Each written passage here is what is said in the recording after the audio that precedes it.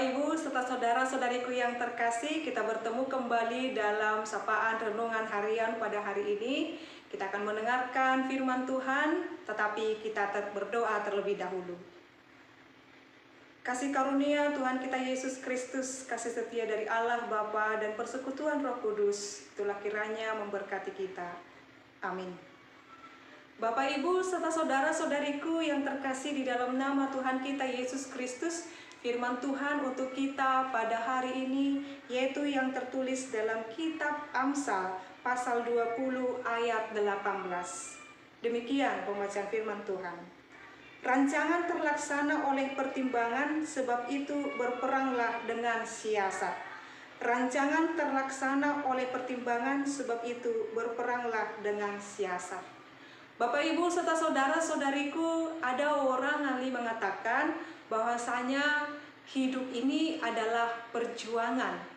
Maka ketika hidup ini adalah perjuangan, maka dibutuhkan strategi untuk dapat hidup dan berjaya dalam perjuangan ini. Ada seorang bijak yang mengatakan, yang bernama Sun Tzu, senjata paling ampuh dalam sebuah perang adalah strategi. Maka hal ini dapat dikutip oleh orang-orang atau anak-anak yang sedang belajar dan yang akan menghadapi ujian. Strategi anak-anak yang menghadapi ujian bukan menyiapkan contekan, bukan.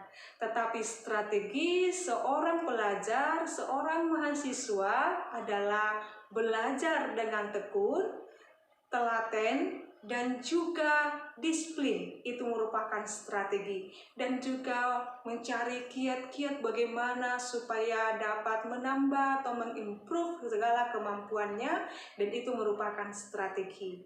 Demikian juga di dalam rumah tangga Bapak Ibu serta saudara-saudariku. Suami dan istri harus memiliki strategi yang ampuh dalam mendidik anak-anak. Pertanyaannya sekarang Bapak Ibu yang memiliki anak-anak di rumah yang kecil, remaja, pemuda, apa strategi yang Bapak Ibu gunakan dalam mendidik anak-anak? Apakah membiarkannya demikian? Atau membimbing mereka di dalam jalan Yesus? Strategi yang paling ampuh di dalam mendidik anak-anak adalah memperkenalkan Yesus, menghidupi Yesus kepada mereka. Dan ini jugalah yang merupakan strategi atau rancangan setiap rumah tangga Kristen, menjadikan Yesus menjadi fondasi dalam rumah tangganya. Kalau tidak Bapak Ibu, maka rumah tangga itu tanpa Yesus dapat dipastikan akan menjadi hambar dan sia-sia. Karena di dalam Yesus ada kasih, karena di dalam Yesus ada pengampunan. Sebab dalam rumah tangga, kasih dan pengampunan sangat penting Bapak Ibu. Bukan persoalan materi yang paling utama, tetapi jikalau sudah ada kasih dan saling mengampuni, maka rumah tangga akan hidup dalam damai sejahtera. Maka Bapak Ibu, di dalam setiap proses kehidupan kita ini, kita harus selalu mengatur strategi kita. Atau pada pagi hari ini kita akan melakukan apa yang sudah mungkin kita deadline-kan atau kita rencanakan. Tetapi strategi yang paling utama yang Tuhan katakan kepada kita saat ini, mulailah harimu dengan mendengarkan firman Tuhan. Mulailah harimu dengan berdoa. Mulailah harimu dengan penyerahan hidupmu seutuhnya hanya kepada Dia. Itu strategi di dalam berjuang dalam kehidupan ini. Sebab kita tidak tahu satu jam yang akan datang apa yang akan terjadi pada diri kita. Kita tidak akan tahu esok hari apa yang terjadi dalam diri kita. Kita tidak tahu apa yang akan terjadi beberapa bulan kemudian dalam rumah tangga kita, dalam hidup kita. Tetapi yang kita tahu saat ini adalah kita harus menyerahkan hidup kita kepada Tuhan, lindungan Tuhan. Sebab ketika orang menempatkan Tuhan pertama sekali dalam hidupnya, itu merupakan strategi yang membuat dia dapat berjalan, dapat hidup di dalam hidup yang penuh dengan tantangan dan penderitaan ini. Maka Bapak Ibu serta saudara-saudariku, jangan takut dengan yang namanya penderitaan. Jangan menghindarinya, tetapi di dalamnya ada kesabaran dan ketekunan, maka segala sesuatu yang Tuhan rancangkan dalam kehidupan kita akan mendatangkan kebaikan kepada kita. Kita boleh merencanakan segala sesuatu, tetapi ketetapannya adalah bersumber daripada Allah. Maka mintalah, maka carilah, maka ketuklah, maka semuanya itu akan diberikan kepadamu.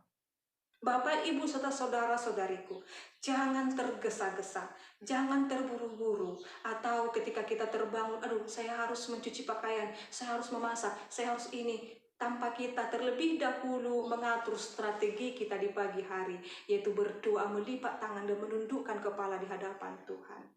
Memang semua aktivitas kita itu sangat penting dan perlu segera harus dilakukan, tetapi bertemu dengan Yesus di dalam firman dan juga dalam doa adalah hal yang paling baik.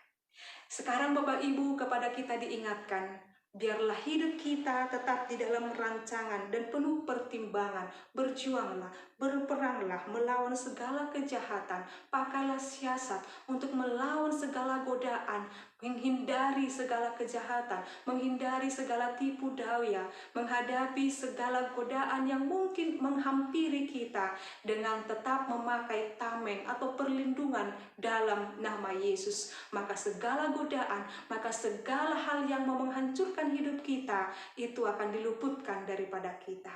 Bapak, Ibu, serta saudara-saudariku, biarlah rancangan, strategi yang kita miliki adalah tinggal tetap di dalam Yesus Kristus. Amin, kita berdoa.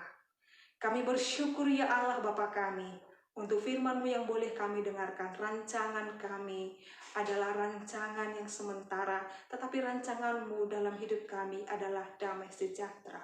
Ya Allah Bapa kami, ketika kami memulai hari kami ini, ketika kami memulai aktivitas kami, biarlah kami terus menyerahkan hidup kami kepadamu. Banyak hal Tuhan dalam hidup kami yang tidak dapat kami kendalikan, tetapi Engkau memampukan kami dan Engkau mencukupkan kami untuk segala sesuatu. Berkatilah seluruh jemaat-Mu ini Tuhan, dari anak bayi, remaja, anak sepuluh, anak sekolah minggu, ama ina yang sudah lansia.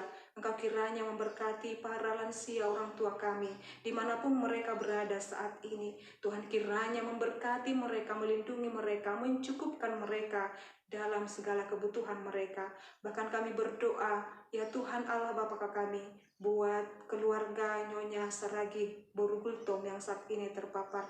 Engkau kiranya memberkati mereka, Engkau kiranya memulihkan inang kami Tuhan, supaya dengan pemulihan daripada Engkau, dia dapat bersyukur dalam kehidupannya. Bahkan seluruh jemaat-Mu yang saat ini Tuhan dalam keadaan sakit dan pemulihan, Engkau sembuhkan Tuhan.